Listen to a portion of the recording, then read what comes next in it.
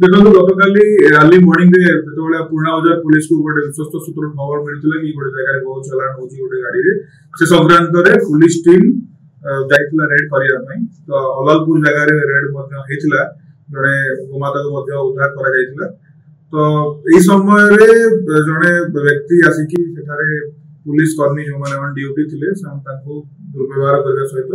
महिला पुलिस को मध्ये दुर्व्यवहार करथिले तो तत्संक्रांत रे गोटे केस 176 पुराना बाजार थाना रे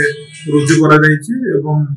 उक्त व्यक्ति जागर ना चाहिद साहा अलियास गुटी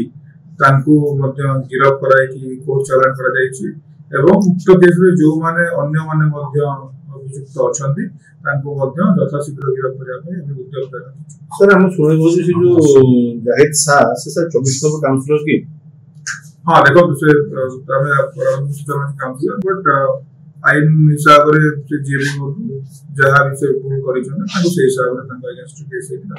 अच्छा जी ताना आउ से अभियोग बुझे पूर्व मध्ये गो मांस घटना मध्ये से लिप्त थिला पुलिस रो एटा प्रथम था ताकू नजर रखता एटा तो हमें स्टार्ट रे करू फिर भी ताकर वेरीफाई करा जिवो ताकर कोन डिसीजन अछि।